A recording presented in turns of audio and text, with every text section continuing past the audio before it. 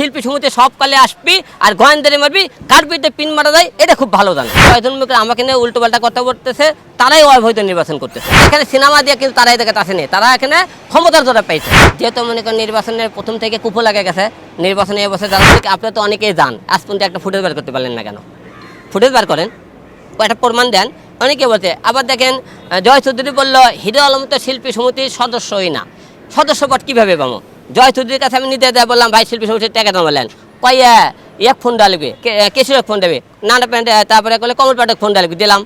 পয়লা এবার কও গেলাম, তারপরে বললো কাক বললো যে কও দিয়ে টাইপক বললাম, ধাক ধাক কথা বলছে সবার কাছে। মুক্তি আপাক বলেন, মুক্তি আপাক বললাম, এইরকম ধাক ধাক বলছে সমিতি। আমি খসরু ব্যাগ দিয়ে ফোন দেওয়ালাম মুক্তি আপাক, সবাইকে বলছে কয় আলম ঢালে দেয় জানাইতেছে, ওরা জানে না পুরো আছে। নিয়মুনি দেয় দুলে, আরে বলে সিনেমাকে নিয়মুনি দেয় পাওয়া লাগবে, নিয়মুনি দেয় তো দেয় না। তার মানে বোঝা যাচ্ছে যে টাকা হলে সব কিছু পাওয়া যায়, সিনেমা করা লাগে না কেন?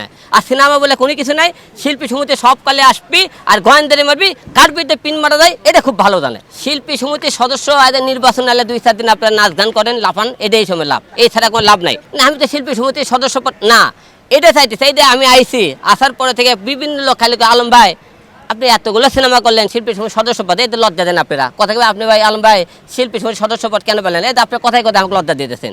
তাহলে আমি এতগুলো সিনেমা করে দিল শিল্পী সমিতির সদস্য না পাবো না কেন? এই জন্য কই মানুষ পেলে আমি কেন পাবো না? আমি নিয়ম অনুযায়ী তো আসতেছে, তাহলে নিয়ম অনুযায়ী কেন দিতেছেন না আপনারা? এইটা নিয়ে প্রদেশ সমিতি আমি কথা বলছি, প্রদেশ সমিতির কথা এটা বিষয়টা আমাকে দেখবে। আমি আজকে প্রদেশ সমিতি আইছি এই বিষয়ে কথা বলার জন্য, যে করলো ঠিক আছে তুমি বিকেলে আসো 5টার দিকে, আমি তোমাকে এই বিষয় দেখবো। আমি শিল্পী সমিতির বিষয় আজকে এখানে আসিনি, কারণ যেহেতু আমার তার দেয়নি। আমি মনে করি তারা আমাকে যে কয়েকজন আমাকে নিয়ে উল্টো পাল্টা কথা বলতেছে, তারাই অবৈধ নির্বাচন করতেছে। না অনেকে বলতে আমি নাকি শিল্পী সমিতি নির্বাচন সদস্য পদ দিলে আমি নাকি সভাপতি পদে নির্বাচন করবো, এই জন্য বলে নাকি বলে যে হিরো আলম শিল্পী সমিতির সদস্য পদ দিলে সে নির্বাচন করবে। আরে ভাই আপনাকে ভয় কি? নির্বাচন করতে সবার অধিকার আছে, আমি তো নির্বাচন করি, তাহলে আপনাকে ভয় লাগে কেন? এখানে এখানে তো অধিকার। রাসেল মিয়া 2টা সিনেমা করে সে শিল্পী সমিতির সদস্য পদ পেয়ে নির্বাচন করতেছে, তার খুবই আছে, অধিকার আছে নাকি? এইরকম আমরা যদি অদর্শ লোকের নাম বলি না, তেমন কাজে আমরা সেনকে দেখলাম 40 জন একটা লিস্ট বের করছে, এগুলো অবৈধমুখী সব ভোটারগুলো আছে। তার মানে শিল্পী সমিতিতে এটি নির্বাচন করার মানে এখানেও টাকার একটা খেল হয়, টাকার বিনিময়ে তারা সদস্য হয়েছে, তারা সিনেমাতে কিন্তু সদস্যপদ হয়নি।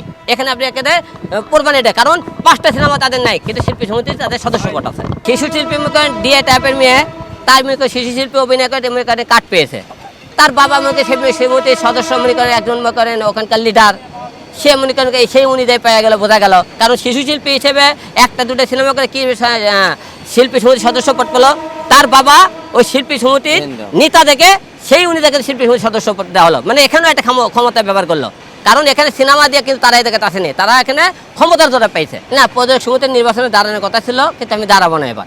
যেহেতু মনে করেন নির্বাচনের প্রথম থেকে কুপো লাগে গেছে, নির্বাচনে এবছর দাঁড়াবো না, সামনে বছর দল মনে করেন নির্বাচন আছে, আমি শিল্পী সমিতিও নির্বাচন করবো, প্রদেশ সমিতিও নির্বাচন করবো, নিশ্চিন্ত থাকেন। এরা তখন বলেই বারবার তো হিরো আলম শিল্পী সমিতির সদস্য পদ লাগে নির্বাচন করবে। ঠিক আছে, সবাই নির্বাচনের কি আছে শিল্পী সমিতির, আমি সদস্য পদ পেলে অবশ্যই নির্বাচন করবো।